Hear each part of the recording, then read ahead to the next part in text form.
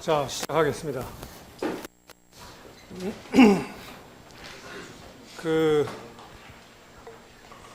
지난주에 가속도를 도회적으로 가속도 다각형을 그려서 구하는 방법을 우리가 배웠고, 해석적인 방법들이 속도 해석이나 위치 해석할 때 있었던 것처럼 가속도에서도 가장 기본적인 거는 그냥 지오메트리에 근거해서 지오메트리의 관계식을 구하고 그걸 미분해서 한번 미분하면은 형태 한번 미분하면 속도 관계식이 나오고 속도를 한 번 더 미분하면 가속도가 나오는 그런 식으로 풀이하는 방법이 가장 간단하죠. 방법상으로 가장 명료한데 문제는 이렇게 했을 때 이 식이 굉장히 복잡해진다는 게 문제죠. 여기 보면은 이런 슬라이더 크랭커 기구가 있을 때 이게 X 방향 이쪽 방향 방정식이고 Y 방향 이쪽 방향 나타내는 방정식인데 이제 이 방정식들은 앞서니까 이거를 한번 미분하게 되면은 이게 변하는 게 X도 변하고 세타도 변하고 또 변하죠. 그러니까 근데 세타하고 파이는 삼각형 이 길이가 정해져 있기 때문에 관계를 가지고 있습니다. 세타가 정해지면 파이도 같이 변하긴 하지만 R과 L은 링크의 길이니까 안 변하고 X는 변하죠. 그래서 변하는 놈들은 이렇게 이제 X 다트, 세타 다트는 오메가로 표시했고 파이 다트 이런 식으로 표시하는 거죠. 마찬가지고 미분하면 이렇게. 그래서 여기서 이런 식으로 여기 파이 다트가 있는데 파이 다트는 여기 오메가하고 이런 관계가 있으니까 파이 다트를 오메가로 표시해서 일로 집어넣어서 정리한 게 이 식입니다. 자, 그래서 이게 슬라이더의 속도가 구해지는 거고, 그 다음에 이걸 한 번 더 미분하게 되면은 이제 이쪽에 오메가를 한 번 더 미분해서 알파가 즉 각가속도가 나오니까 각가속도에 대한 식이 나오죠. 근데 여기 식을 보면 알 수 있듯이 슬라이드의 가속도를 갖다가 크랭크의 각가속도와 각속도에 대해서 표시한 이 식을 보면 알 수 있지만 굉장히 복잡하죠. 그래서 이렇게 간단한 시스템에 대해서도 복잡하기 때문에 이게 정확하고 해석적으로 정확하고 수치적으로 정확한 값을 주긴 하지만 일단 계산을 이 식을 얻는데 이거 미분하고 그러는데 시간이 많이 걸리고 조심해서 해야 되니까 몇 번씩 점검해 가면서 해야 되니까 시간이 많이 걸리고 그런 결국은 시간이 많이 걸린다는 거는 그만큼 효율적이지 못한 방법이라는 거죠. 그래서 이 방법이 별로 그렇게 많이 안 쓰이는 가장 스트레이트 포워드한 그런 방법이지만 직설적인 방법이지만 이게 잘 안 쓰이는 그런 이유입니다. 그렇지만 이런 이 심볼들로 표시되는 이런 방정식을 최근에 이제 많이 발전하는 또 분야 중에 하나가 심볼릭 컴퓨테이션이라고 해서 계산을 이런 수식을 자기가 스스로 알아서 계산해 주는 그런 프로그램들이 있죠. 대표적으로 메이플이라든지 매스매티카 하는 그런 프로그램들이 그런 대표적인 프로그램들인데 그런 프로그램들 이용하면 이게 실수할까 봐 걱정할 필요는 없죠. 그 프로그램이 다 알아서 해주니까. 그래서 그런 프로그램들은 그런 프로그램도 해주고 그 다음에 그걸 가지고 컴퓨터 프로그램까지 코드까지 자기 알아서 짜줘서 수치 결과까지 얻을 수 있게끔 이렇게 해주는 그런 프로그램도 있습니다. 그래서 그런 프로그램들 이용한다 그러면 조금 불편한 점이 좀 없어지겠죠. 그래서 경우에 따라서 이런 것을 유용하게 쓸 수도 있는 가능성이 열려 있다 이렇게 얘기할 수가 있겠습니다. 자, 우리가 앞에서도 얘기했지만 대수적인 방법 중에서 복소수를 이용하는 그런 방법들이 얘기를 돼 있죠. 그래서 여기 이렇게 페루프 방정식을 이렇게 썼습니다. 복소수로 하나하나의 이 벡터를 갖다가 복소수로 실수부와 허수부 축 성분을 갖는 복소수로 표시한 게 바로 이렇게 표시하죠. 그래서 여기 예를 들어서 R2 같은 경우는 요 R2가 요거의 크기, 그 다음에 요 세타2, 세타2만큼으로 들어갔으면 여기 익스포넨셜 J 세타2 이렇게 표시하죠. 나머지 것들 다 마찬가지입니다. 여기 이쪽은 요거 이렇게 갔으니까 이거 마이너스 된 건데, 이걸 마찬가지죠. 이렇게 갔을 때 값들이 여기 이렇게 표시되어 있는 거예요. 그래서 이런 방정식이, 그 페루프 방정식을 복소수를 이용해서 표시를 하고, 이걸 미분해서 속도 관계식 구하고, 한 번 더 미분하면 가속도 관계식이 구해지죠. 이 복소수를 표시하면 좋은 게 여기 지금 등장하는 이런 익스포넨셜 함수를 표시하기 때문에 이거 미분할 때 앞에서 썼듯이 사인, 코사인은 막 미분하면 코사인으로 변했다가 또 뭐 마이너스 사인으로 변했다가 이렇게 굉장히 그런 것들이 귀찮은데, 여기 익스포넨셜이면 익스포넨셜 함수는 미분하면은 자기 자신 돌아오기 때문에 미분하기가 편한 그런 점이 있죠. 그래서 저거고, 그다음에 여기 지금 R1 같은 경우는 이건 픽스드 된 값이니까 미분했을 때 이건 없어집니다. 그러니까 요 세 항에 의한 그런 미분값만 등장하죠. 그 중에서 지금 요 세타4에 해당하는 건 이건 안 변하죠. 이 수평선이니까 여기는 알파만 변하는 거죠. 그래서 이걸 미분해서 그 미분한 식의 결과를 갖다가 실수부와 허수부로 분리해서 표시한 게 요 밑에 나오는 요 식입니다. 그래서 요거는 그 자체를 실수와 허수부로 표시한 거고, 우리가 앞에서 했었던 거죠. 앞에서 했었던 위치 해석할 때 이렇게 해서 실수와 허수부로 해서 필요한 세타4 R4를 이렇게 구할 수 있다 하는 게 위치 해석 앞에서 했던 얘기 다시 한번 반복돼서 나오는 거고, 이 식을 시간에서 미분하면 여기 밑에 있는 이 식이 나오죠. 2번 식이.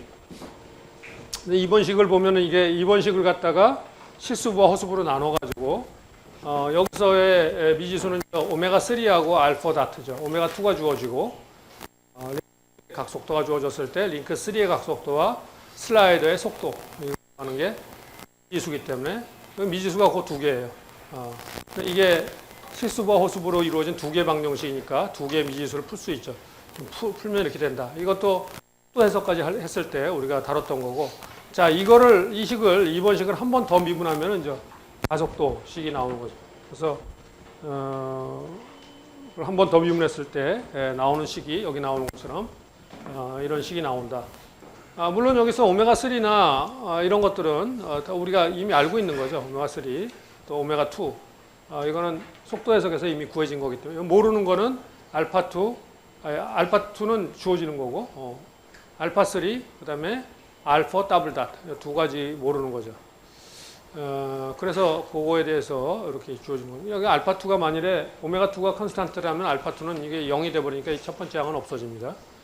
그렇게 주어지는 거. 여기도 마찬가지죠. 그래서 이런 식으로 하게 되면 앞에 우리가 지오메트리 그냥 이용해서 했던 식하고 비교해 보면 실제로 계산해 보면 이 익스포넨셜 미분하는 것만 나오기 때문에 훨씬 이게 이런 방법이 복소수 이용하는 방법이 앞에 그냥 대수적인 방법에 비하면 훨씬 더 문제 풀기가 쉽다는 것을 여러분이 알고 있습니다. 그래서 이 복소 대수 방법이 가속도 해석하는 데도 이렇게 쓸 수 있다 그런 얘기죠. 그래서 뭐 속도 해석했을 때 복소 대수를 이용하는 방법과 별반 다름이 없습니다. 한 번 더 미분해서 적한다는 뿐이지 뭐 어려운 건 없다. 그리고 앞에서 또 우리가 속도 해석할 때 다뤘던 방법 중에 하나가 운동기하 계수법이라는 게 있었죠. 운동기하 계수법, 키네마틱 코에피션트를 이용한.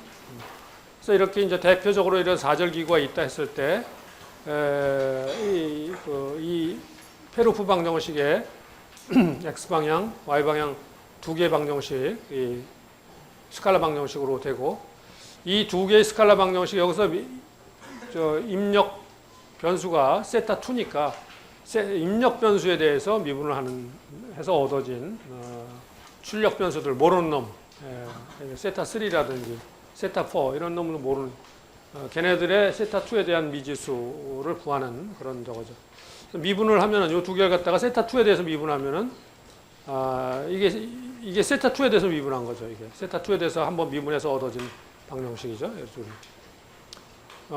이걸 다시 한번 세타2에 대해서 미분하면 이렇게 더블 프라임까지 나오는 세타2에 대해서 세타3가 두 번 미분한 더블 프라임, 또 세타4도 두 번 미분한 세타4의 더블 프라임에 대한 식들이 이렇게 등장을 합니다. 이 식에서 미지수는 역시 세타3 더블 프라임과 세타4 더블 프라임이니까 식이 두 개니까 세타3 프라임이나 세타4 프라임은 앞에 여기서 구해졌죠. 여기서 구해졌으니까 알고 있는 거고, 그래서 이제 모르는 거는 세타3 더블 프라임과 세타4 더블 프라임을 모르는데 식이 두 개니까 걔네들도 뭐 태수방 형식이니까 그냥 구할 수 있다. 그렇게 구해진 식이 여기 밑에 나와 있는 이런 식입니다. 이런 식이 두 식이다. 여기서 이제 물론 여기 식이 복잡하니까 F1과 F2라는 이런 값들은 치환을 해서 식을 보이게 하죠. 자, 이렇게 해서 세타3 더블 프라임과 세타4 더블 프라임을 구하고 나면은 얘네들을 이용해서 각가속도 3번 링크의 각가속도와 4번 링크의 각가속도를 구할 수 있다. 즉 알파3와 알파4를 구할 수 있다. 이게 이런 식으로 표시된다. 이거 표시하는 건 한번 뭐 이렇게 채널을 이용해서 해봐라 그러는데, 이거 하는 거는 알파3라는 게 이거죠.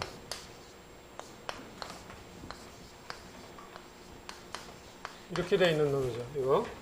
이거를 갖다가 한 번 더 이 안에 있는 놈을 세타3, d세타2, d세타2, dt 이렇게 만들어서 결국 얘가 dt의 앞에 있는 놈 먼저 미분하고 d세타3, 세타2 미분하고 뒤에 있는 놈 그냥 써준 놈하고 쓴 거고 하고, 그 다음에 앞에 있는 놈 그냥 놔두고 뒤에 있는 놈 미분한 놈하고 이렇게. 그러면 이게 알파2죠, 이게. 그리고 얘가 세타3 프라임이고, 그래서 이거는 이런 식으로 나오는 거고, 요거만 남은 거죠, 요거 미분하면 요거를 다시 한번 d 세타2에 대한 미분으로 바꿔주고,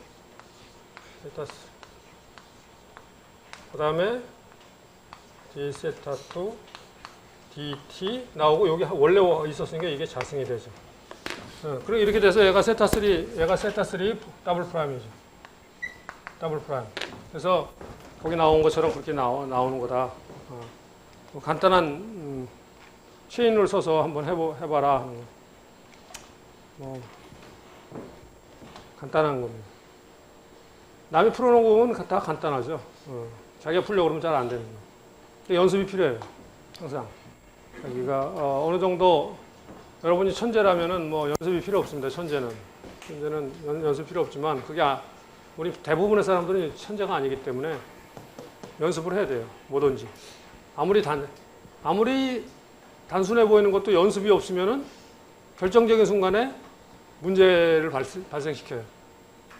여러분들 중에 뭐 군대 다녀온 사람들도 있지만, 뭐 군대에 가서 그 뭐 훈련을 열심히 하죠. 그 뭐 훈련하는 거 보면은 뭐 행태나 이런 거 보면 당연한 거 하고 있단 말이죠. 뛰어서 상대 총이 날라서 하고, 뭐 포복은 이렇게 하고 하면 뭐 당연히 그건 뭐 하는 거 꼭 그걸 바닥에 기어야 내가 할 수 있냐? 그건 뭐 빤한 건데, 그렇게 기는 거 보면 아는데, 뭐 훈련 안 해도 알 수 있는데, 근데 그게 그렇지가 않죠. 진짜 총알이 날라오기 시작하면은 그때는 그 훈련이 안 돼 있는 사람들은 그렇게 안 해요, 절대. 허둥지둥 딴짓 하다가 총에 맞아 죽어요, 대부분. 그 똑같은 현상들이 일어나요. 훈련을 안 한 사람은 결정적인 순간에 실수가 나오고 딴짓을 하고 그런 일이, 머리로 보면 뻔한데 우리가 그렇게 뻔하다고 뻔하게 그렇게 행동도 하느냐? 그렇지 않다는 거죠. 그래서 연습이 필요한 겁니다.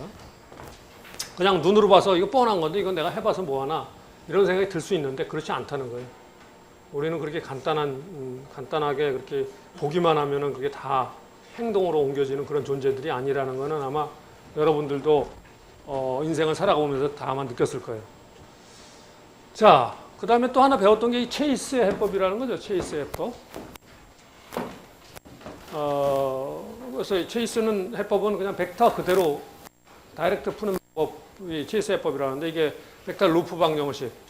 뭐 여기 이렇게 하다 보니까 뭐 예를 들어서 이걸 요거 하나만 알파로 했어요. 근데 사실은 뭐 이렇게 그렇게 표시해도 상관없죠. R1 더하기 R2 더하기 R3 더하기 알파는 0. 이거 왜 이것만 이렇게 마이너스로 했습니다. 가끔 가다가 와서 묻는 사람들이 있는데 뭐 특별한 이유가 있는 게 아니라 어떻게 해도 상관없어요. 뭐 이 중에서 뭐 내가 방향을 갖다 반대로 해놓고 나서 두 개를 R1 더하기 R2, R1 더하기 R2는 뭐 이거는 이렇게 해도 빼기 R3 빼기 알파로 하고 이걸 이렇게 표시해도 상관없고 그거는 아무 상관없는 겁니다. 무슨 숨어진 뜻이 있는 건 아니고 그런 질문을 가끔 하는 사람들이 있어서 그래요. 자, 이거를 그냥 미분하면은 이 식을 그대로 미분하면은 이렇게 된다. 이게 또 이해가 안 갈 수 있죠. 이게 여러분 지난 시간에 배웠던 벡터 미분 정리 이용하면 이게 그대로 이렇게 된다는 건 금세 알 수 있죠. 자, 이걸 미분한다는 거는 무슨 얘기냐면 그냥 우리가 보통 그냥 미분한다. 그 얘기는 뭐냐면은 고정된 기준 틀에서 관찰한 이 벡터들의 변화율을 구한다. 이런 얘기예요. 고정된 기준 틀에서. 1기준 틀에 대해서. 그런데 예를 들어서 여기서 미분했을 때 R1은 이거는 고정된 놈이니까 이거는 미분하면 0 돼버리는 거고 R2, R3, 알파는 변해요. 그죠? R2, R3, 알파는 변하는데 자, R2를 벡터 미분 정리해서 그랬죠. R2라는 놈을 갖다가 미분을 어디서 하느냐? 1 기준 틀에서 한 게 지금 내가 첫 번째 거를 갖다가 R1 빼고 R2를 미분한 저건데 이놈은 뭐라고 그랬냐면은 벡터 미분 정리에 의하면은 이거라고 그랬죠. 플러스 오메가 2의 크로스 R2라고 그랬죠. 이렇게 된다고 그랬어요.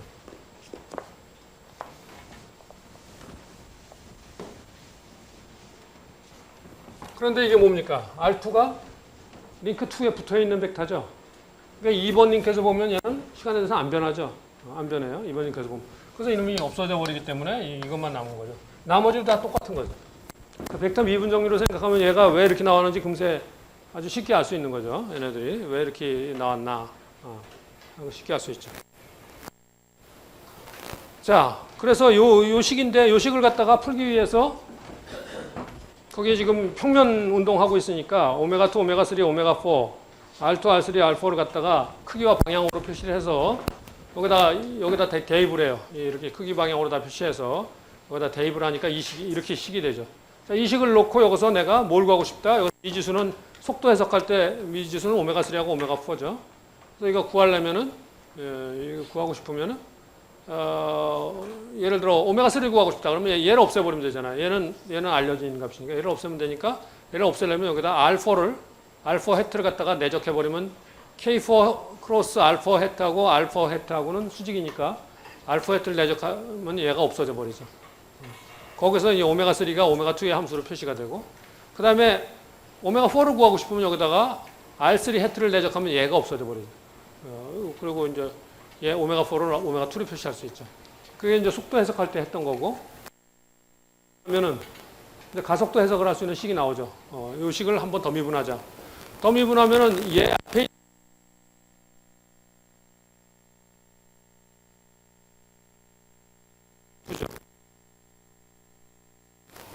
이게 오메가 R2죠. R2. 오메가 2 크로스 R2. 그죠? 뒤에 있는 놈. R2를 미분하면 오메가 2 크로스 R2라고 그랬잖아요. 지금 여기서 그렇게 구했잖아요. 이게. R2를 미분하면 오메가 2 크로스 R2라고 그랬잖아요. 그래서 요 첫 번째 항 미분한 놈이 요 두 개의 항이고, 두 번째 요 항, 요거 미분한 놈이 요 두 개.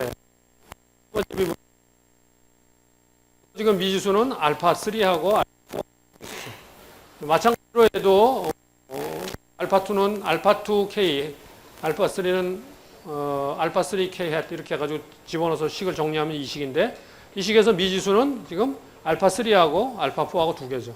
알파3 구하고 싶으면 여기다가 알파 헤트 내적해버리면 얘 날아가 버리니까 나머지는 다 알고 있는 거죠. 나머지 다 구할 수 있는 거고 알파4를 구하고 싶으면 여기다 R3 헤트를 내적하면 이게 날아가 버리니까 얘를 구할 수 있죠. 알파2에 대해서. 자, 그렇게 풀 수 있다. 그게 체이스의 방법이죠. 벡터식을 그대로 이용해서 구하는 방법입니다. 가장 엘레간트하죠. 아주. 뭐 앞에 막 수식이 복잡하게 안 나오고 아주 산뜻하게 수식만으로 보면 산뜻하게 나오죠. 물론 저걸 수치적으로 최종적으로 풀려면 거기에 이제 뭐 필요한 코사인 사인 뭐 이런 식으로 다 그 내적하는 식들을 변환시켜 줘야 됩니다. 수치적으로 풀려면. 그렇지만 해석적으로 풀려면은 그런 거 필요 없지. 그냥 벡터식으로 내적하는 그걸 그냥 내버려 둬도 상관없어요. 그게 답이에요. 자, 앞에서 우리가 속도 해석할 때 또 순간 중심이라는 개념을 배웠었어요. 그러니까 순간 중심은 뭐라고 그러냐면 두 개의 물체 강체가 있을 때 두 강체에 속한 점으로서 동일한 위치에 위치하는, 그러니까 A라는 강체와 B라는 강체에 속한 점이 A 스타라는 점이 있고 B 스타라는 점이 있는데, A 스타는 A에 속한 점이고 B 스타는 B에 속한 점인데, 그 A 스타와 B 스타가 동시에 같은 위치에 존재하게 되면은 걔를 갖다가 A와 B 강체의 순간 중심이라고 부른다라고 얘기를 했습니다. 그렇게 얘기를 했어요. 자, 그런 동일한 개념을 갖다가 우리가 가속도에도 적용할 수 있지 않겠느냐. 가속도도 순간 중심이 존재하지 않겠느냐. 존재하죠. 당연히 존재합니다. 가속도에도 순간 중심이 그러니까 그 가속도의 순간 중심이라는 건 뭐냐면 A에 속하는 점과 B에 속하는 A 스타점과 B 스타점이 동일한 위치에 존재하면서 가속도가 같을 때, 두 점의 가속도가 같을 때, 가속도가 같아질 때, 그때 그걸 가속도 순간 중심이라고 얘기를 합니다. 그래서 가속도 순간 중심을 구할 수 있는 방법들도 있고, 하지만 문제는 뭐냐면 가속도 순간 중심은 어디다 써먹을 데가 별로 없어요. 그 자체가 무슨 유용하지가 않아요. 현재까지는. 혹시 여러분들이 뭐 이런 걸 연구하다가 가속도 순간 중심이라는 이 개념을 갖다 뭔가 특별한 목적으로 유용하게 쓸 수 있을 때가 있겠다라고 하면은 이 개념을 이용해서 그걸 유용하게 써먹을 수가 있겠죠.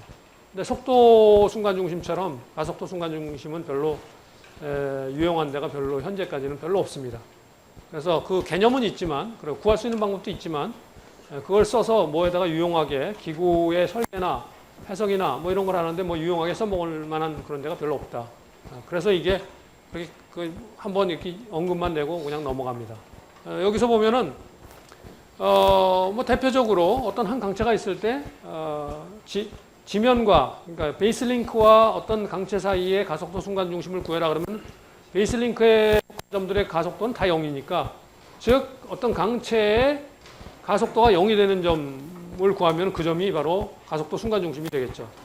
그래서 어떤 강체가 있는데 그 강체에 어떤 점, P점이 있다. 근데 P점이 가속도 0이 되는 점을 구하고 싶은 거예요. P점이 가속도 0이 되는 점. 그러면은 여기서, 그런데 그 강체에 뭘 알고 있다? 뭘 알고 있을 때 그걸 구하느냐? 여기서는 첫 번째는 그 강체의 각속도와 각가속도를 알고 있을 때 그 강체의 가속도가 0이 되는 점이 어디 위치하고 있는지를 알고 싶다. 이런 얘기죠. 그러면은 그 점의 가속도가 0이 되는 점이라고 그랬잖아요. 그러면 식에서 그 점의 위치가 어디냐 도대체, 그 점의 위치가 어디냐 했을 때 이 적에서는 지금 그걸 알고 또 세 개의 정보를 요구하고 있어요. 하나는 그 강체상의 한 점의 가속도를 알고 있을 때, 즉 여기 이런 강체가 있는데 여기 A라는 점이 있다. 이 A점의 가속도를 알고 있어요. 알고 있는데 내가 뭘 구하고 싶다. 그리고 뭐도 알고 있냐? 알파도 알고 오메가도 알고 있다. 이게 평면운동하는 강체예요. 이랬을 때 여기 P라는 점이 가속도가 0이 되는 점을 알고 싶다. 이런 얘기죠. 결국 P라는 점이 가속도가 0이 되는 점.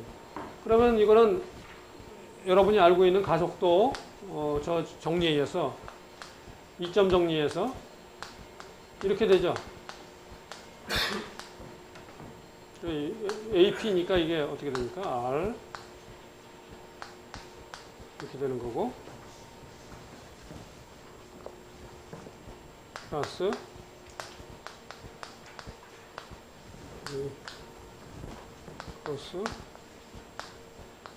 이렇게 되는 거죠. 근데 얘가 0이죠. 얘가 0이니까 지금 요 식이 요게 마이너스 요거다 라고 표시한 식이 이 식이에요. 이거. 이렇게 되니까 여기서 가속도는 다 알고 있다고 그랬으니까 이거 크기의 자승은 더하기 얘는 수직이니까 요 식이 나와버려. P에서 A까지의 이 거리 요 식으로 우리에게 알려져 있는 A점의 가속도의 크기와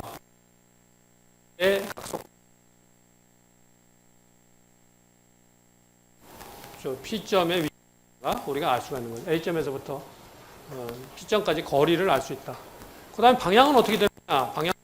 방향은 요걸로 그려준다. 왜냐면 얘하고 얘가 수직이니까 그 이루는 그 각도의 방향이 오메가 자승분의 알파 이거 탄젠트 요게 된다.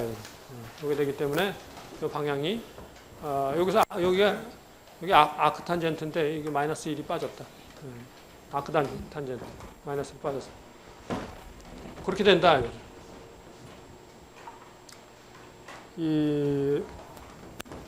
여기 이 그림을 보면은 이게 A라는 그 가속도가 있을 때 P가 위치하는 있다면 이 A라는 건 우리가 알고 있는 거고 여기서부터 얘가 플러스라면은 이렇게 오른손 법칙에서 플러스 쪽 방향으로 감마만큼 간 이쪽 방향이다. 그리고 여기서부터 거리는 요 크기다. 이렇게 해가지고 P점이 결정된다. 이런 얘기입니다.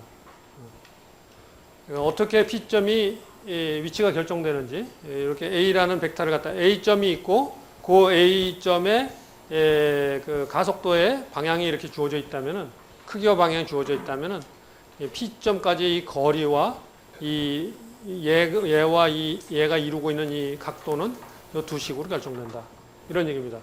그래서 가속도가 0이 되는 점을 갖다가 강체상에 있는 가속도가 0이 되는 점의 위치를 그 한 점의 가속도를 알고 있고 그 강체의 각속도와 각가속도를 알고 있을 때 구할 수 있는 방법이 이렇게 이 식으로 주어진 거고 어떤 경우는 그 강체상에 두 개의 가속도가 주어질 수도 있죠. 두 개의 가속도. 그래서 이 강체에 한 점의 가속도, A점의 가속도가 이렇게 주어졌고 그 다음에 B점의 가속도가 이렇게 주어졌다. 방향과 크기가. 그랬을 때 이 P점을 구하는 방법은 여기 이렇게 주어져 있는데 이 방법은 뭐냐면은 요 지금 가속도의 방향선과 요 B점에서의 가속도 방향선이 만나는 점을 Q점이라고 이렇게 좀 잡았죠. Q점이라고 잡았어요. 이렇게 잡고 그 다음에 여기 보면 여기 지금 순서대로 하면 이렇게 해가지고 가속도 화살표 그린 다음에 이렇게 두 개. 그래서 요 만나는 점을 갖다가 Q점이라고 그러면은 Q점과 A점과 B점으로 이루는 점이 세 개 있으면 세 점을 통과하는 원을 그릴 수 있죠. 항상 원을. 그 원이 큰 원이에요. 지금 여기 큰 원. 큰 원. 그 다음에 또 하나의 원을 그리는데 그건 뭐냐면은 요 A라는 요 벡터 요거의 가속도 요 크기 벡터. 요 크기 벡터 끝나는 요 점. 그 다음에 B가 끝나는 요 점. 그 다음에 Q점. 요 세 점으로 이루어지는 또 원이 요 작은 원이에요. 요 두 원이 만나는 점이 P점이 된다 하는 거죠. 요거 증명하는 건 좀 까다로워서 여기서는 지금 생략이 되어 있습니다. 생략이 되어 있어요.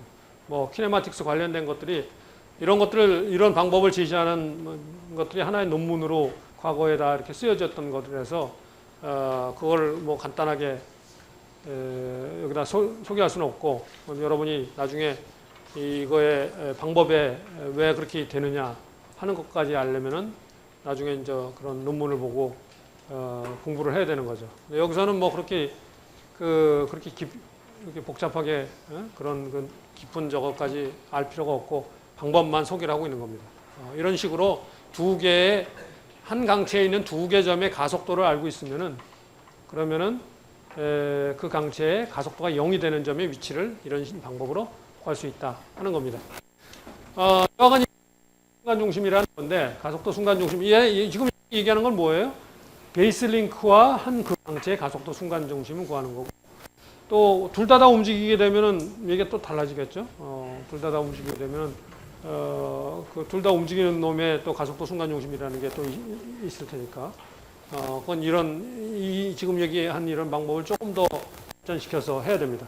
근데 그렇게까지 할 필요가 없는 게 이거는 아까도 얘기했지만 별로 써먹을 데가 없어서 그냥 이 정도 하고 넘어가는 겁니다. 가속도 순간 중심이라는 거는 개념은 그런 개념인데 속도 순간 중심과 동일하게 그런 개념인데 더 써먹을 때는 별로 없다. 자, 다음에 여기 얘기하는 거는 상당히 중요한 그런 얘기입니다. 우리가 무슨 얘기를 했었냐면은 상당히 중요한 얘기인데 무슨 얘기를 했었냐면 우리가 가속도 다각형 그리고 그럴 때 가속도 다각형 그리고 그럴 때 어떤 한 점이 움직일 때 그 점이 움직이는 패스를 따라서 움직이면 그 패스에 접하는 탄젠셜 방향과 노멀 방향이 있다고 그랬어요. 그래서 근데 노멀 방향의 성분은 뭐냐면 그 점이 속한 강체가 돌아가는 각속도의 이 곡률 반경서부터 그 점까지 거리에다가 그 각속도의 제곱에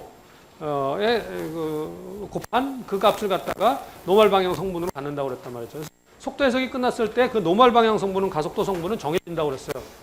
자, 그런데 그거는 알겠는데 그거를 노멀 방향 성분은 정해지는 것까지는 알겠는데 만일에 그 패스가 예를 들어서 그 곡률 반경을 갖다 우리가 알 수 있는 건 어떤 경우냐면 그 패스가 앞에서 다뤘던 것처럼 슬라이더처럼 뭐 이렇게 수평으로 움직인다. 그러면 곡률 반경이 무한대라는 거 알죠. 또 그 강체를 따라서 이렇게 홈이 뭐 원형 홈이 이렇게 파져 있다. 그러면 그 원의 반지름이 곡률 반경이라는 거 알죠. 그런데 그냥 일반적으로 그냥 움직이고 있다 그러면 얘가 그 어떤 정해진 뭐 이렇게 원을 따라서 움직이는 게 아니고 또는 뭐 스트레이트 라인을 따라서 움직이는 게 아니면 일반적으로 움직이다 그러면 그 곡률 반경이 얼마가 되는지 우리는 알 수가 없다 이거죠.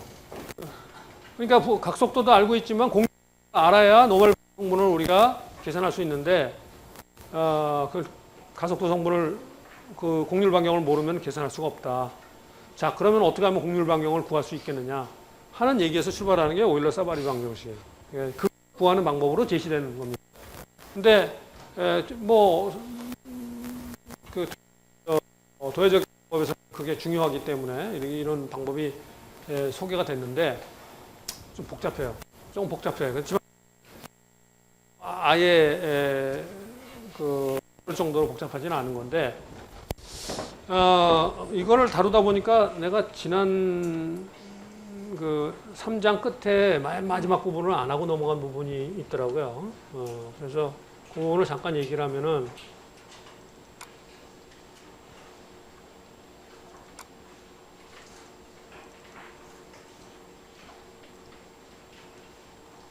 이거죠. 순간중심 궤적이라는 부분을 안 하고 넘어갔는데 이거 잠깐 얘기하죠. 영어로는 센트로드라고 했어요. 그래서 여기 사절기구가 있는데 사절기구에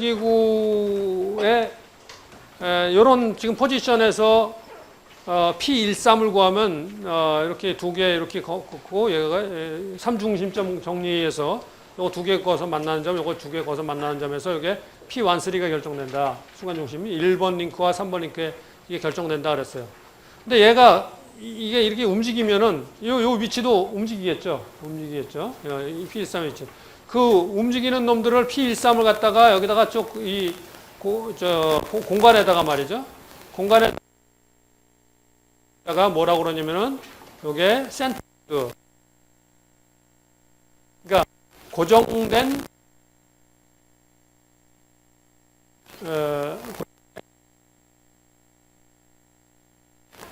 그 다음에 그 포인트를 요 순간 여기다 잡았죠. 근데 그 포인트를 거기다가 그리질 않고 3번 링크 상에다가 그려요.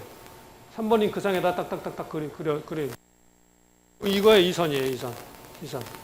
여기. 3번 링크에다가. 순간순간 가면 3번 링크에다 딱딱 그릴 수 있잖아요. 3번 링크에다. 그게 저거예요.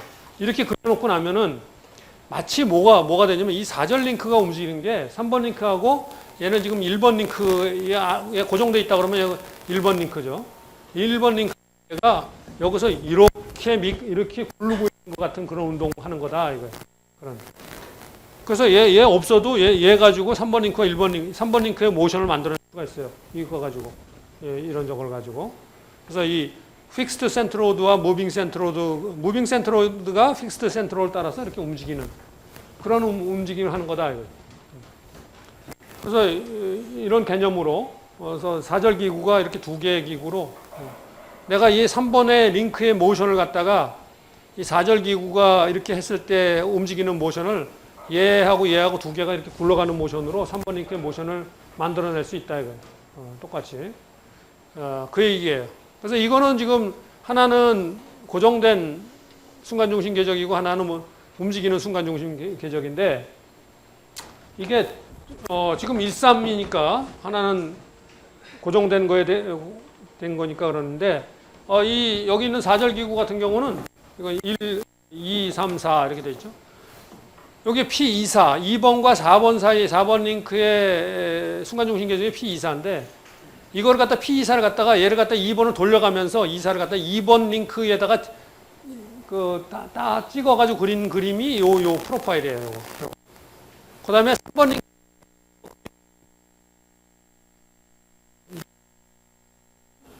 요 순간에는 여기지만 얘가 돌아가면서 이게 찍힌 게 이거예요. 그러면은 이런 4절 기구가 이런 두 개의 캠이 서로 롤링 컨택하면서 돌아가는 모양이 된다는 거예요. 이거 돌아갈지 안 돌아갈지 잘 모르겠다 생각되면 얘가 돌아가게 돼 있는 거예요. 그러니까 전에 두 개의 마찰지차 동그란 원만 엑스트라 디그리 오브 프리덤이 생기는 게 아니라 이런 경우도 엑스트라 디그리 오브 프리덤이 생깁니다. 특별한 계약적인 조건이에요, 이게. 여기 분명히 여기 핀 조인트 하나, 핀 조인트 둘, 여기다 롤링 컨택 조인트 다 이자유도를 뺏어가는 그런 조인트들인데 그러면 합해서 여섯 개의 컨스트레인트가 있죠. 이게 자유도 3개, 이거 하나 또 자유도 3개 하니까 6개 자유도밖에 없는데 평면에서 무빙 링크 2개니까 그러면 0이어야 되는데 이런 모양으로 되면은 얘가 딱 돌아가면서 여기에 물려서 돌아간다 이런 모양으로. 그래서 이거는 무빙 센트로드죠. 운동하는 순간중심 궤적들이에요. 둘 다. 그래서 이런 개념들이 가능하다. 물론 움직이는 순간중심 궤적도 얘가 고정돼 있다면 얘가 마치 이거 위를 따서 굴러가는 그런 거죠. 움직인다는 거는 뭐 상대적인 개념이니까 사실은 위에서 얘기하는 하나 픽스드에 대해서 다른 놈이 움직이나 여기서 2번, 3번이 같이 움직이는 거나 사실은 같은 개념인 거예요. 2번이 정지되어 있다고 보느냐 아니면 움직이고 있다고 보느냐 그건 순전히 상대적인 개념이기 때문에 그러니까 사실은 둘 다 움직이는 거나 하나 고정된 거나 이론상으로 마찬가지다 이거죠. 그래서 이런 문제를 이런 센트로이드가 이렇게 움직이는 걸 이걸 이용해서 지금 오일러 사바리 방정식에서 그 순간 중심과 그 순간 곡률 반경을 구하기 위한 식을 구하는 그 식을 갖다가 여기 이제 유도하려고 그러는 거죠. 자, 유도하는데 어떻게 유도하느냐 이거죠. 여기 밑에 보면은 근데 이건 내가 이거 그림을 갖다가 요번 4판을 가져다가 이 그림을 갖다 쓰다 보니까 여러분들 이전 그림 잠깐만 깨지고 그래가지고 4판에 있는 그림을 갖다가 썼는데 쓰다 보니까 노테이션이 좀 몇 개 바뀌었어요. 근데 내 노트에는 노테이션이 옛날 그 노테이션 그대로 쓰고 있기 때문에 여러분이 여기 이 그림을 좀 변경시켜야 되는데 여기 지금 I라고 되어 있는 게 옛날 그림에는 그러니까 그렇게 바꾸세요 지금 여러분들은. 왜냐면 여기 지금 수식이 다 이 노테이션으로 안 돼 있고 이전 노테이션 돼 있으니까 요거 바꾸는 게 훨씬 나아요. 수식을 다 바꾸려면 너무 복잡하니까 여기에 있는 요 I라고 되어 있는 걸 P라고 바꿔야 되고 이게 순간중심입니다. 그 다음에 여기 J라고 되어 있죠. J. 여기 J, 여기 위에 J. 요걸 갖다가 I라고 바꾸고 이걸 I라고 바꾸고 그 오른쪽에 여기 JA라고 되어 있는데 이걸 IA라고 바꿔야 됩니다. IA. 네. 보면 됩니다. 그래가지고 노테이션 3개만 바꾸면 돼요. 자, 이런 거예요. 여기서 요게 지금 요 큰 원 밑에 있는 큰 원이 픽스드 센트로드. 아까 픽스드 무빙이라는 건 의미가 없다고 그러죠. 둘 다 움직인다고 생각해도 상관없는데 그렇게 둘 다 움직인다고 생각하면 우리가 머리가 복잡하니까 하나는 고정돼 있다고 생각하고 하는 거예요. 하나는 고정돼 있다고 생각. 상대적인 거니까. 자, 얘가 고정돼 있는 픽스드 고정 순간 중심 궤적이에요. 얘가 운동을 하는데 지금 링크 1번 링크에 그러니까 순간 중심 궤적이다. 1번 링크와 3번 링크. 3번 링크 어디 있느냐? 여기 있어요. 이게 3번 링크예요. 3번 링크. 3번 링크와 1번 링크의 순간 중심. 이거는 3번 링크에 그려진 무빙 센트로이드, 이 원이. 사실은 이렇게 두 개의 바디가 이렇게 앞에서 그리면서 우리 챕터 맞으면서 봤듯이 두 개의 바디가 이렇게 굴러가는 거는 사실 굴러가는 거는 그 궤적이 항상 동그랄 필요가 없고 순간순간 그 곡률이 변하는데 여기서는 요 순간에 그거를 가지고 동그라미를 갖다가 이렇게 그린 것뿐이에요. 그래가지고 요걸 설명하려고 그런 거예요. 요걸 가지고 오일러-사바리 방정식이 어떻게 유도되는지를 설명하려고. 건 아니지만 그래도 가장 이해를 오일러-사바리 방정식이 어떻게 유도되는지 가장 이해를 하기 위한 방법으로 가장 쉬운 예를 갖다가 동원한 겁니다. 가장 쉬운 예를. 이걸 정식으로 하려면 이게 사실은 컨스탄트한 우리가 일반적으로 적용하는 거는 컨스탄트한 그런 순간 중심 이렇게 서클 형상을 가진 순간 중심 궤적을 가진 그런 예제들만 풀려고 오일러-사바리 방정식이 나온 건 아니에요. 근데 여기서 오일러-사바리 방정식이 어떻게 나왔는지 그것에 어떻게 유도됐는지를 설명하기 위해서 가장 심플한 케이스를 여기다 동원하고 있는 겁니다. 그럼에도 불구하고 여러분들이 내가 설명하는 걸 들을 때 잘 이해를 못할지도 모를 정도니까 잘한 거죠. 제일 쉬운 걸로 하기를 참 잘한 거죠. 이거보다 더 복잡해지면 이해하기 어려울 테니까. 자, 그래서 3번 여기 지금 이게 1번 링크의 픽스드 센트로드고 여기에 3번 링크의 무빙 센트로드면 아까 앞에서 봤듯이 무빙 센트로드가 픽스드 센트로드 따라서 이렇게 굴러가는 그런 운동을 하는 거하고 같다고 그랬죠. 링크가. 그래서 그런 운동을 하고 있는 거예요, 두 개. 그래서 이게 운동을 하고 있는 이 3번 링크라고 생각하고 이건 거기 1번 링크라고 생각하면 여기 닿고 있는 요점이 바로 P13에 해당하는 거예요. 그래서 그냥 P라고 표시한 거예요, 두 개. 뭐 이게 3번인지 뭔지 그거 따질 필요 없으니까 사실은 2번이 돼도 상관없는 거고 뭐 4번이 돼도 상관없는 거니까 그래서 P라고 한 겁니다. 그래서 얘하고 여기 베이스 링크인 얘하고의 순간 중심 궤적 여기 속도가 0이 되면서 속도가 서로 같아지는 점이잖아요. 그래서 이 점이 P점 순간 중심이다. 자, 그러면 뭐냐면은 이 순간 중심 궤적의 중심 지금 이거 순간 중심 궤적의 무빙 센트로이드의 중심점 이 C점이 요걸 중심으로 움직이고 있기 때문에 얘 속도가 이 강체 각속도에다가 여기서부터 여기까지 곱한 값이 바로 이 VC라는 이런 속도가 되겠죠. 요 속도가 됩니다. 이렇게 되는 거예요. 여기서 그리고 요 무빙 센트로이드의 아니 픽스드 센트로이드의 중심점이 요 C 프라임점이에요. 여기 C 프라임점 여기 C 프라임입니다. 요 점이에요. 자, 그러면은 이 무빙 센트로이드의 중심점인 C점이 무빙 센트로이드 궤적점의 중심점인 C점이 움직이는 것은 얘가 움직이는 거는 얘 곡률 반경은 어디입니까? 저 C에서부터 C 프라임까지예요.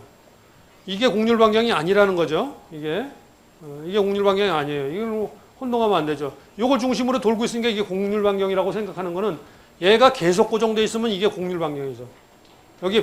여기 핀 조인트가 돼 있다. 그러면 요 점을 이렇게 원으로 도니까 그게 곡률 반경이 되겠죠. 얘는 그 순간은 요걸 중심으로 돌고 있지만 일로 옮겨가잖아요. 계속 옮겨가잖아요. 그러니까 바뀐다 이거죠. 그래서 얘는 얘를 중심으로 돌고 있죠. 지금 이렇게 돌아가면 이렇게 이런 원을 하니까 여기서부터 여기까지가 곡률 반경인 거예요. 이런 식으로. 그러니까 여기에 있는 픽스 얘가 속도가 이렇게 되니까 이걸 중심으로 해서 얘가 움직이는 속도는 요거에 비례해서 요만큼 이렇게 움직이게 되는 거죠. 요거에 비례해서 요만큼 움직이게 되는 거죠. 그런 좀 식입니다. 그런 식. 자, 여기서 뭘 하고 싶은 거냐면은 사실은 뭘 하고 싶은 거냐면 자, 그런데 이 3번 링크 상에 있는 임의점 A라는 임의점이 있다. 그죠? 임의점 A점이 있다. 이 임의점이 있는데 이 A점의 곡률 반경이 얼마냐? 곡률 중심이 어디냐? 이걸 알고 싶은 거예요. 사실은. 그걸 알아야 방향 곡률 중심이 있는 방향으로 얘의 노멀 컴포넌트 A의 가속도의 이쪽 방향 성분을 우리가 계산할 수 있잖아요. 그래서 요 A 프라임점을 구하고 싶은 거예요. A 프라임점을. 그러니까 이 3번 링크상에는 아무 점이나 딱 골랐을 때 그 점의 곡률 중심점의 위치를 알고 싶은 거예요. 곡률 중심점의 위치를 알면은 요 반경을 알고 있고 방향도 알고 있으니까 요 반경 곱하기 요 링크의 각속도의 제곱한 게 요쪽 방향의 가속도 성분이 되잖아요. A점에. 그래서 이걸 A'점을 알고 싶은 거예요. A'점을. 이걸 어떻게 구할 것이냐 하는 거에 대한 설명이 지금 여기 주어지는 겁니다. 여기 보면은 지금 그런 그 식들이 1번, 2번, 3번 식들 나오는 게 바로 그 얘기입니다. 요거는 시점. 시점은 그 아까도 얘기했지만 P점을 중심으로 해서 돌고 있기 때문에 오메가 RCP. 여기 지금 롤링 컨택하고 있는 점이 P점이고 C점까지 요 반경에다가 오메가 곱한 게 C점의 속도다 하는 식이 첫 번째 식이고, 근데 똑같이 A점의 속도는 오메가 RAP죠. P에서부터 A까지 거리. 그 P점을 중심으로 해서 모든 링크상의 점들이 다 돌고 있으니까 오메가는 링크의 각속도는 똑같고 P에서 A까지 거리. 그게 A점의 속도죠. 속도. 그래서 이거 2번식은 그렇게 나온 겁니다. 그 다음에 지금 요 식은 어디서 나온 거냐면 금세 여기서 나온 거죠. 요 속도는 지금 순간 중심점이 움직이고 있는 속도. 요게 스몰 v라고 표시했는데 요 속도는 이 속도하고 요 속도하고 요걸 중심으로 해서 다 돌고 있기 때문에 요걸 중심으로 해서 곡률 반경점이 여기 때문에 그래서 여기서부터 이렇게 선을 그어서 요만큼이 된다. 그래서 이 v의 속도는 요거 비례해서 요 길이 대 요 길이에 비례해서 요 길이가 결정된다는 식이 요 식이에요. 3번 식이에요. 그게 3번 식이에요. 이게. 이렇게 해놓고 나서 여기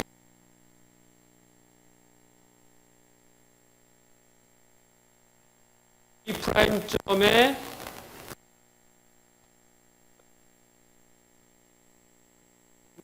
구성도라고 한다. 자, 이거를 어떻게 구하느냐 하는데 그때 가장 중심적인 요 하트만 구성도를 그리는 가장 중심적인 이 뭐냐면은 P가 움직이는 속도의 접선 방향 성분을 가지고 이 점에 A 프라임점을 구할 수 있다 하는 거예요. 즉 어떻게 하느냐 이렇게 구한다 이거예요. 여기서 그림을 보고 설명을 하면은 요걸 지금 V 또를 구했잖아요. 요걸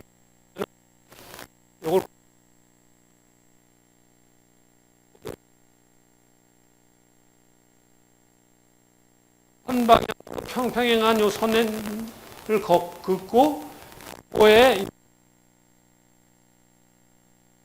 요 성분 두 개로 나눠진데 요 성분이 요게 U가 된다는 거예요. 요게 U. 요걸 가지고 요걸 가지고 구할 수 있다는 개념이 핵심 개념이에요. 그러니까 여기서 수식은 요 U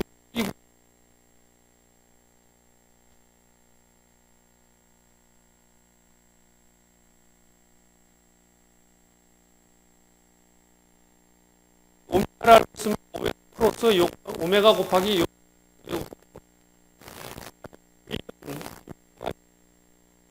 요거의 비율을 해서 결정됩니다. 그 다음에 U는 요 방향으로 요 선을 그어가지고, 여기서부터 선을 그어가지고, 그거에 이렇게 요 방향의 수직인 요쪽 방향 성분, U로 결정한 거고, 이렇게 결정된 거다 이거예요, U가. 그래서 여기서 지금 나오는 중요한 요 벡터 성분들이 어떻게 결정됐는지 다 설명을 했습니다, 일단. 어떻게 했는지. 그렇게, 이렇게 그림을 그려가지고 그 성분들을 다 결정하는 그게 하트만 구성도라고 한다, 이런 얘기예요. 하트만 컨스트럭션이라고. 자, 그렇게 했을 때, 이 지금, 여기 있죠. 여기서부터 이렇게 이 각도. 이게 지금 여기서 푸사이라고 되어 있는데, 여러분이 이쪽에서 여기 푸사이라고 안 돼 있어요. 푸사이. 이거. 이렇게 된, 이거, 푸사이입니다. 이 그림에 이게 제대로 좀 나와 있어요. 또는, 푸사이는 여기서부터 여기까지 이 각도죠, 푸사이. 이 각도. 이 각도가 요 각도하고 같아요, 요거. 여기. 요 각도하고 같아요, 여기. 요 각도하고. 그러니까 뭐냐면 이 V의 사인 사이가 U라 이거죠. V의 사인. 이 수평과 얘가 이런 각도 이게 요거하고 사이가 U죠. 사이. 그 식이 바로 거기 나온 식이에요. 여기 나온 식. V의 사인 사이가 U다. 그 다음에 U는 요 비율로 결정된, U는 요 비율, U와 VA의 관계. U와 VA의 관계. 여기서. 그건 마찬가지죠. U가 여기서, U가 이거 하고 요 V가 이렇게, 그러니까 얘와 얘의 크기 B는 얘와 이거 B하고 같잖아요. 이것과 이거 B하고. 그 식이 그 밑에 있는 식입니다. 이 식. 여기 나온 5번식. 자, 그래서 1, 2, 3, 4, 5번식이 다 어디서 유도됐는지 다 설명이 됐습니다. 그래서 4번 5식, 4와 5식에 앞에서 구했던 1, 2, 3식을 갖다가 4식하고 5식에다 대입해서 정리하게 되면은 이런 식이 최종적으로 구해집니다. 이런 식이. 그래서 이걸 갖다가 정리를 해보면, 이거 대입하면 이렇게 나온다는 건 여러분 대입해보면 알아요. 정리하면 어떤 식이 되냐면은, 대입해서 나온 식에 정리하면은, 이런 식으로 최종적으로 나옵니다. 얘하고 얘하고 같다. 이런 식이 나와요. 이런 식이 나와요. 근데 여기 등장하는 AA'이라는 놈은, RAP에서 RA'P를 뺀 것과 같죠. 두 개는 쉽게 알 수 있는 거니까. AA'. CC'도 마찬가지예요. RCP에서 RCC'P를 하고 같아요. 그래서 AA'과 CC' 대신에 여기 등장하는 AA'과 CC' 대신에 얘네 둘을 갖다 대입하게 되면, 여기 위에다가 여기 대입하면은 여기에 AP가 있고 여기 CP가 있기 때문에 걔네들로 나눠준 값이 되기 때문에 요거는 요거라는 식이 뭐가 되냐면 이 식이 된다 이거죠. 요거는 요거다라는 요 식으로 나와요. 요 식을 갖다가 우리가 뭐라고 그러냐면 요거를 오일러-사바리 방정식이라고 한다. 오일러-사바리 방정식이라고. 그러면 이걸 가지면 뭘 구할 수 있냐? 여기서 만일에 여기서 만일에 어떤 C와 C'점을 알고 있다면은, 그러니까 어떤 강체에 켤레점 두 개를 알고 있으면은, 그러니까 C라는 놈은 C'을 중심으로 해서 움직이는 거고, C'은 그러니까 상대적으로 C를 중심으로 해서 움직이고 있는 거죠. 그러니까 그런 걸 갖다가 여기서 앞에서 내가 설명하는데 켤레점이라고 그래요. 켤레점이라고 그러는데, 그 두 개의 켤레점을 갖다가 알고 있다. 알고 있으면은, C의 공률 중심점이 C'점이면 C'점의 공률 중심점은 C점이라는 거죠. 얘가 얘를 중심으로 해서 이렇게 돌고 있는 저거라면 얘는 얘를 중심으로, 상대적으로 얘를 중심으로 돌고 있는 거니까. 그래서 C와 C'점을 알고 있으면은, 그리고 P점은 순간 중심점이니까 어떤 저것서 정해져 있다면, 이거를 알고 있으면은 A점이 정해지면 A'점을 우리가 알 수 있다 이거죠. 왜? C 연결하는 점과 A 연결하는 점 사이의 각도 사이는 우리가 알고 있는 거고, 사이는. 그 두 선 사이에 C와 C 연결하는 사이예요. 앞에서 그랬잖아요. 그래서 여기서 지금 이 A와 A' 연결하는 이 선과 C와 C' 연결하는 이 두 선이 이게 지금 그 이루는 각도와 관련 있는 게 이거죠. 이게 90도에서 요거를 뺀 게 이거잖아요. 그래서 사이는 그렇게 결정되기 때문에 결국은 어떤 강체의 켤레점만 안다면은 나머지는 켤레점들은 다 구할 수 있다 이런 얘기죠. 그 식이 바로 오일러-사바리 방정식이에요. 이 방정식이 다이렉트 적용될 수 있는 거는 켤레점을 알고 있는 예제는 다이렉트하게 적용될 수가 있어요. 나중에 이제 예를 보면은 여러분들한테 그런 걸 알 수 있죠. 또는 하여간 이 켤레점을 갖다가 다이렉트하게 결정될 수 있는 경우가 몇 가지 있어요. 예를 들면은 핀 조인트를 중심으로 해서 돌고 있는 두 점이라든지. 그러면 켤레점을 알잖아요. 켤레점 알고 있는. 또는 슬라이더처럼 이렇게 움직이는 점. 켤레점 알죠? 슬라이더의 중심점과 켤레점이 어디에? 무한대죠. 슬라이더는 평행으로 움직이고 있으니까 무한대. 슬라이더가 원을 따라서 이렇게 움직이고 있다. 그러면 그 원의 중심점이 바로 켤레점이죠. 슬라이드 중심점이 켤레점이에요. 알고 있는 경우는 나머지 것들은 요거 두 개 알고 있으면 값이 결정돼 버리니까 나머지 이거는 우리가 A 위치만 결정하면 A' 위치를 갖다가 이 C로부터 알아낼 수 있다 하는 게 오일러-사바리 방정식이에요. 오일러-사바리 방정식. 그래서 그렇게 켤레 하나를 알고 있는 경우에는 다이렉트하게 적용할 수 있는 그런 수식입니다. 자, 그런데 금세 얘기했듯이 그럼 항상 하나를 갖다 알 수 있느냐 이거죠. 항상 하나를 알 수 있느냐. 그게 하나를 모를 가능성도 있는 거죠. 그랬을 때 그게 이제 이 오일러-사바리 방정식의 단점이기 때문에 그랬을 때 그런 문제를 갖다가 해결할 수 있는 그런 방법은 없겠느냐 하는 거죠. 그런 방법이 없겠느냐 해서 그 다음에 이게 변형된 오일러-사바리 방정식이 유도되는데 변형된 게 그 방정식이 뭐냐면은 여기 지금 얘기하는 것처럼 어떤 I점을 정하는데 이 I점이라는 게 이게 여기 I점을 갖다 여기 여기 보면은 이 앞에서 그림에서 아까 그렸던 요 점이 I점이라고 했죠. 여기 요 점이 I점이라고 그랬어요. 여기 있는 점. 그럼 이 I점이 요 I점으로 이루어지면 B점을 요걸 서클 요 서클을 갖다가 우리가 인플렉션 서클이라고 하고 우리말로 변곡원 이렇게 얘기를 하고 요 I점을 변곡 얘기를 해요. I점을. 근데 이 I점이 의미하는 바는 뭐냐? 이 I점들은 뭐냐? 이 변곡 원상에 있는 점들은 뭐냐? 그 켤레점을 무한대 위치에 가지고 있는 점들이에요. 무한대 위치에 가지고 있는 점을 모아놓은 게 요 점들이에요. 위치에 가지고 있는 점들. 그래서 만일에 이 I점을 갖다 우리가 발견을 할 수 있다면은 그런 케이스들이 또 있거든요. 그런 걸 발견할 수, 아까도 얘기했지만 슬라이더 같은 경우 그런 건데 그걸 발견할 수 있으면은 이 지금 오일러-사바리 방정식을 단순화시킬 수 있다. 자, 이 I점 같은 경우에 이렇게 자기의 켤레점을 무한대 가지고 있는 그런 점 같은 경우는 어떻게 되느냐? 이 식에서 오일러-사바리 방정식에서 보면은 자, 여기 지금 원래 오일러-사바리 방정식이 이거죠. 이건데 A점이 아니라 이걸 I점이라고 생각한다 이거죠. I점. I점이라고 생각하면은 I'점은 어디로 간다고 그랬어요? 무한대로 간다고 그랬죠. 그러니까 이게 무한대예요. 길이가. 이게 0이 돼 버리는 거죠. 0이 돼 버리는.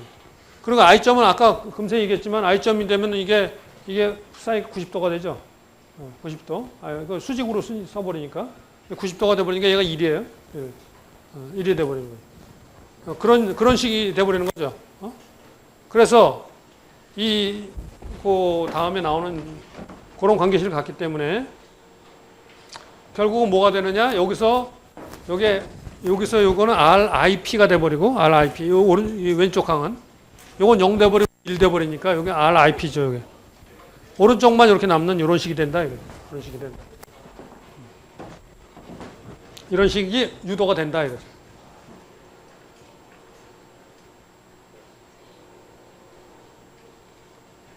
자, 이렇게 유도가 되고 나면은 지금 결국은 그렇게 되고 나면은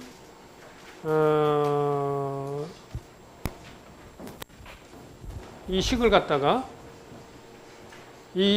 오일러 사바리 방정식에다가 대입을 하면은 IA와 IA 프라임, IA하고 IA 프라임은 A가 있는 쪽 방향의 인플렉션 서클 상의 점이에요. 아까 보면은 앞에 그림을 갖다 하나 띄워놓고 하는 게 참 좋았을 텐데, 보면은 여기 IA라고 그랬죠. 여기 A쪽 방향으로 있는 IA. 이것도 혈례점은 무한대에 가 있는 점입니다. 무한대에 여기 IA점. 그래서 그 원의 방정식을 구하기 위해서, 그 변곡 원의 방정식을 구하기 위해서 보면은 IA와 IAP를 갖다가 오른쪽은 이거는 저거 되고 요거 C 대신에 IAP 뭐 위에서, 그러니까 이 식이 요거 대신에 요게 들어간 게 위에 앞에 식에서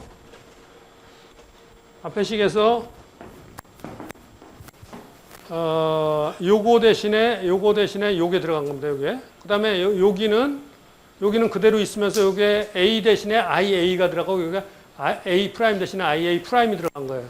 그렇게 들어가서 그 식이 지금 쓰여진 게 바로 이 식입니다. 이 식. 요게 지금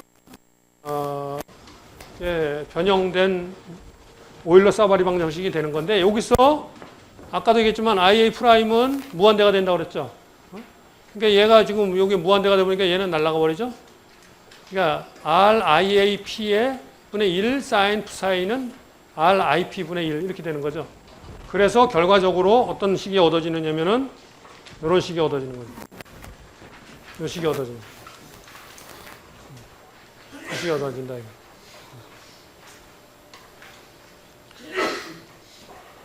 그래서 그럼 식이 뭐냐? 이게 바로 변곡원, 인플렉션 서클 방정식이에요. 변곡원. 그래서 이제 이 변곡원 방정식을 이용해 가지고 이제 다시 오일러 사바리 방정식을 갖다가 다시 쓰게 되면은 요 식을 이용해서 앞에 원래 오일러 사바리 방정식에다가 요 식을 갖다가 다시 이용하면 요 이제 7번식 요 식이 유도가 되고, 그래서 앞에 식에서는 여기서 뭐가 이게 CP 해가지고 하나의 켤레점 C와 C 프라임이 필요했는데, 변곡원을 만일에 우리가 그 A가 위치하는 그러니까 순간 중심에서 A가 위치하는 방향으로 존재하는 그 선상의 변곡점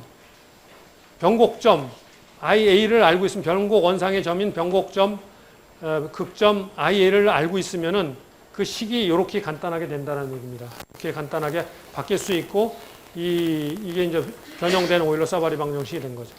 그래서 이 식을 갖다 이용해서 A와 A 프라임 사이 A가 주어지면 A 프라임을 구할 수 있는 식이 결정이 된다 하는 얘기고, 여기 IA를 구할 수 있다면 하는 얘기죠. 그 다음에 이 IA를 결정하는 방법으로 주어지는 게 바로 뭐냐면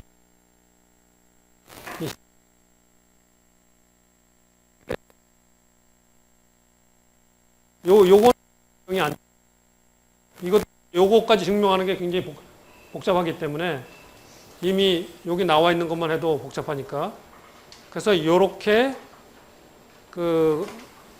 요 식을 가지고 IA 점의 위치가 결정된다. A에서 A 프라임 점까지 의 거리와 A에서 IA까지 거리, 그러니까 P는 우리가 순간 중심으로 알려지고 IA 점을 알면 A 프라임 점을 그 크기를 갖다 A에서 A 프라임 점까지 그 거리 크기를 갖다 알 수 있다는 거죠. 이거를. 그래서 그 곡률 반경을 이런 식으로 구할 수 있다. 이 두 식을 이용해서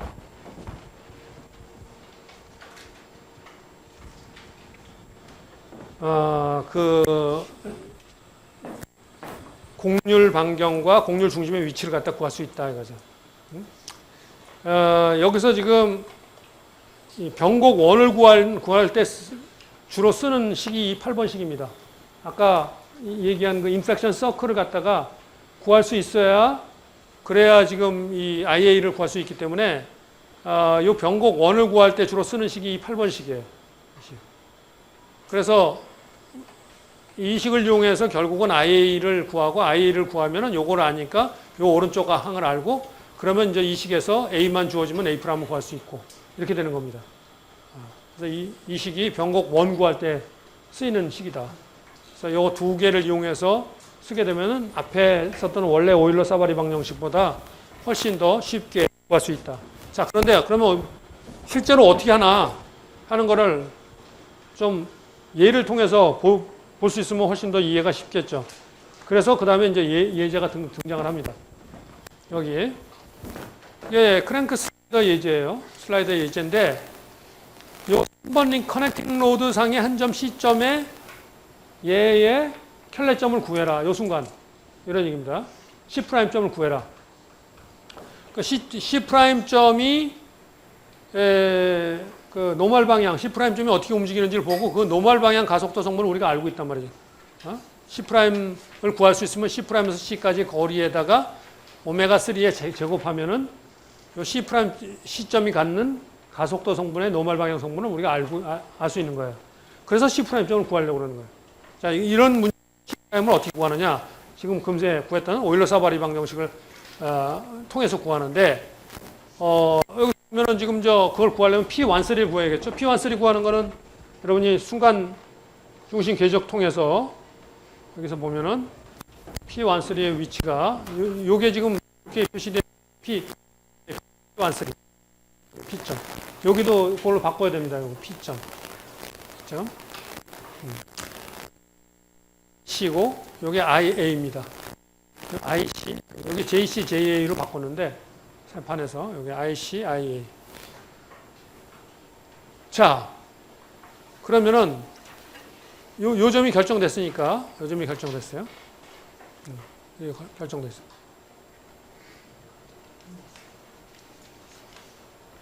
자, 여기서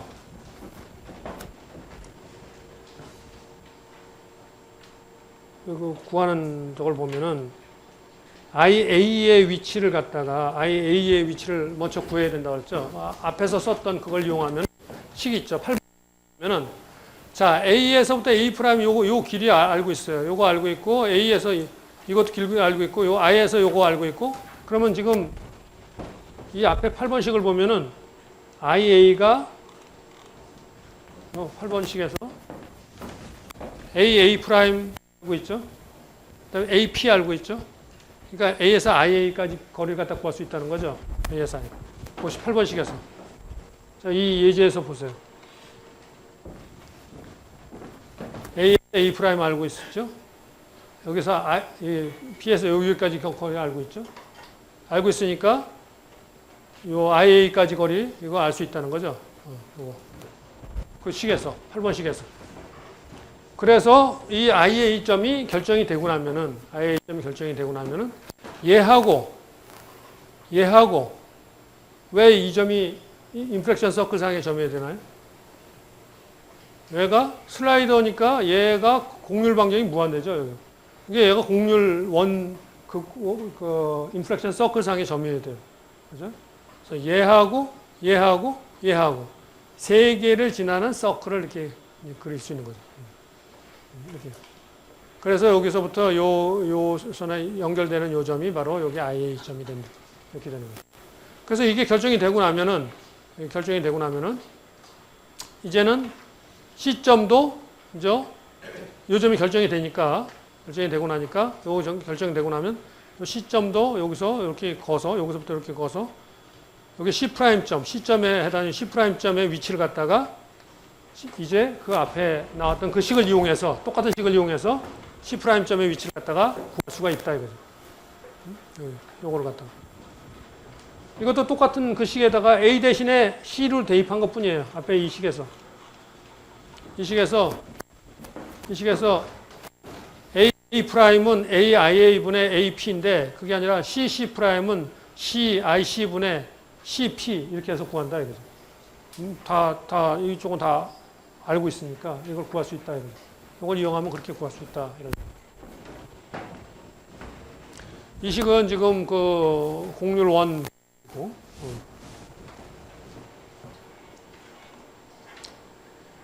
그래서 그런 식으로 어떤 그 강체상에 주어져 있는 어떤 점에 그 공률 중심점 위치를 이 오일러 사바리 방정식을 통해서 구할 수 있다 그런 얘기입니다.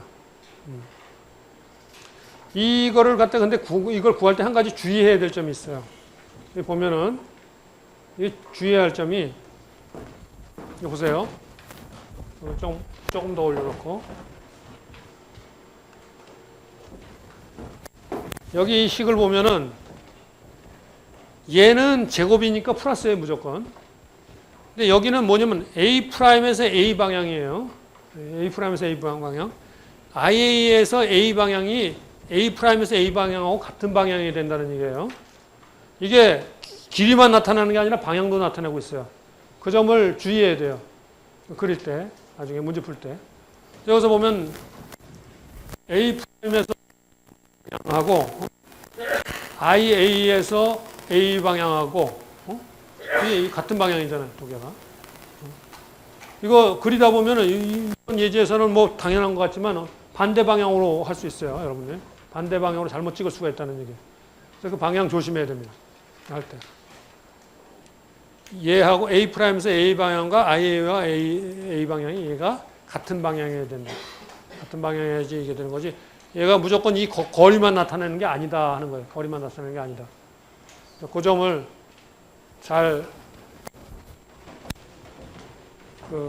기억해서 이 관련된 문제들이 몇 개 나오는데 그 문제들을 요 식들을 이용해서 이렇게 몇 번 풀어보면은 이 방정식들을 어떻게 이용할 수 있는지 이용할 수가 잘 습득할 수가 있을 겁니다.